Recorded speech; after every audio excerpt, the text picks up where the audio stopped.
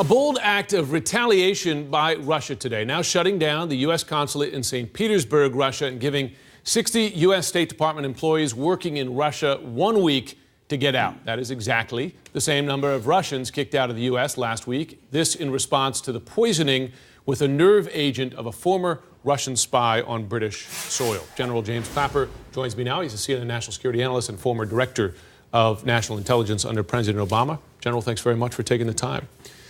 So we're in the midst of a tit-for-tat here, right, between the two. Does it go further than this, do you think?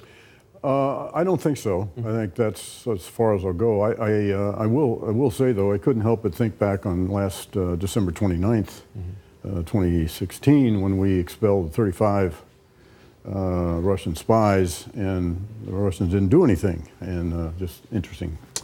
Historical contrast. Meaning that at the time, I mean, the implication at the time was that they got a signal from the Trump administration. Obviously they did, yes. I was just thinking back on that. Interesting point. We will keep that in mind. I understand you just returned from the UK.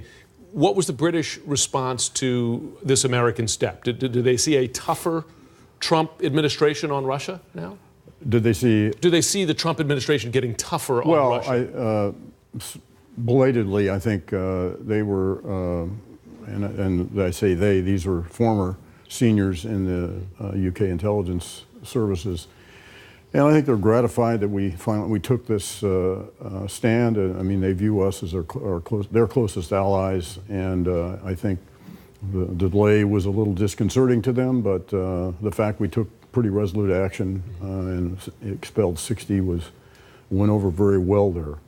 Whether that actually is enough to really change the behavior of the Russians, particularly with this aggressive information operations warfare campaign they're waging against us, no. But I think it was certainly the appropriate thing to do in response to really egregious things the Russians did in the UK. Right. On the Russia investigation here, I'm sure you're aware the New York Times is reporting that Trump's lawyer floated the idea of pardons for both Michael Flynn, who of course pled guilty to lying to the FBI, and Paul Manafort, former Trump campaign manager who faces a whole host of criminal charges. In your view, is that appropriate? Well, I'm not a lawyer. I don't think so.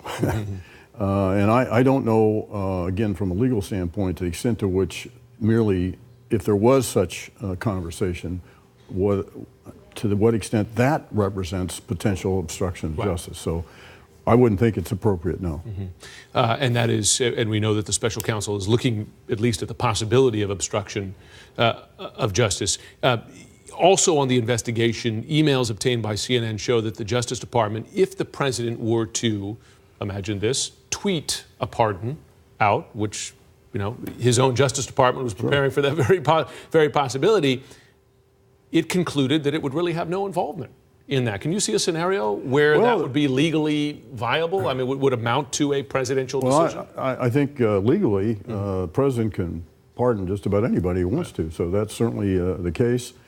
You know, President Obama pardoned some people, and there wasn't a lot of staffing done at the end of his administration. So that's within the president's prerogative. And yeah, I wouldn't be surprised if he did it by a tweet. It'd be very unusual, but that's characteristic. Final question here. We learned from court documents filed this week by the special counsel that Rick Gates, Trump's former deputy campaign chairman, was working with a former Russian intelligence agent, someone that he knew was a former Russian intelligence agent, and told other witnesses in there. You and I have talked over the past several months about these contacts between the Trump campaign. Would that be, I don't know if appropriate is the word, but would it be right for someone working on a presidential campaign in the U.S. to speak to someone he knows is a former Russian intel agent? Well, I read an article today that somebody characterized this contact as the winch, as in the witch hunt that the president's been claiming. I don't know, because just as some of the contacts we saw in the last administration, I don't know the content of the conversation. But certainly, as an intelligence guy, it kind of raises my dashboard warning light when you're, anytime a Russian intelligence agent, whether past or present, they never really retire, by the way, is in contact with someone in the United States. And that kind of raises a yellow flag. General James Clapper, thanks very much. Thanks, Jim.